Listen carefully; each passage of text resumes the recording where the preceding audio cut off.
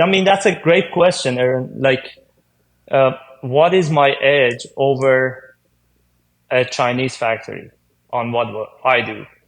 Because Amazon makes their job much easy, so easy. They can almost anyone in China that makes a product, they can sell on Amazon. Actually, I went to China last year in April, and I went Yeah. to I don't know the bigger factories that we work with, and all of them they sell on Amazon now, and they all say, thank you, Mr. Penn, thank you, Mr. Penn, for showing us how to sell on Amazon." I said, "I didn't show you. I said we just followed your lead, you know."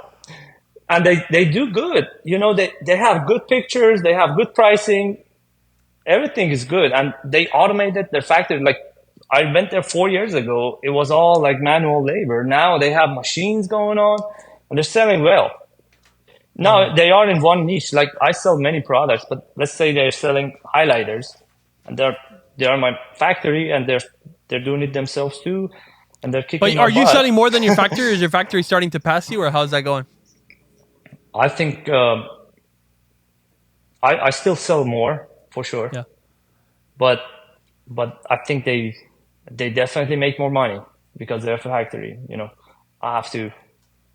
The, I don't know. The margins Well, for I me mean, is look, lower I mean, than from what them. I understand, the factory margins are only like 10%. Well, I mean, I guess Amazon. What? Sorry, let's just actually to enter this conversation. What are your margins for your business, right?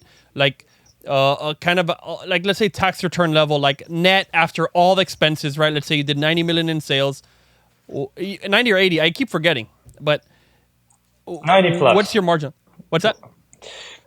90 plus, but Okay, margin is about 8, 9% 8 or 9. net margin. Yeah. Yeah, yeah, that's a boatload of So money, guys. That's and you're up. No, at some point, or earlier when I think when we spoke a while back, obviously if you don't add staff and you add 25 million in revenue, your margins should be going up. But when we spoke last and you were around 50, 60 million revenue, 66 or somewhere in that range, your margins were lower. No, something like so. Where was your margins then? I think last we met, where did we meet? Los Angeles. I think we were at like 5.5, Right. six That's percent.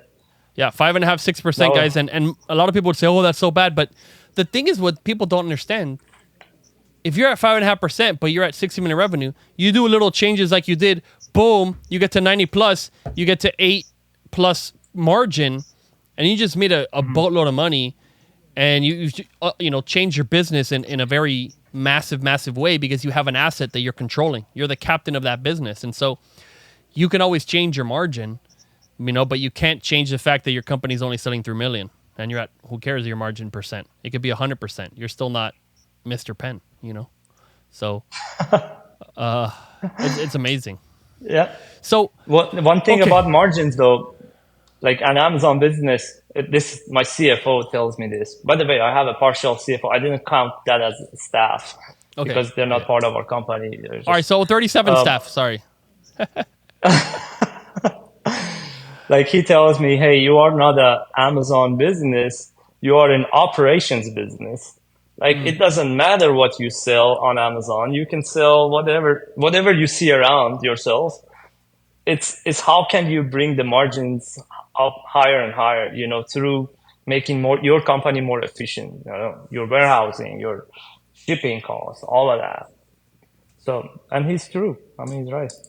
yeah, it's amazing. And realistically, you guys are almost at $3 million in revenue per employee. Okay, that is that's extremely. I mean, that is like ridiculously high. We're closer to like 1 to 1. So you're basically almost 3 times more efficient than we are. So I mean, I don't know how you're doing or what you're doing, but it's amazing.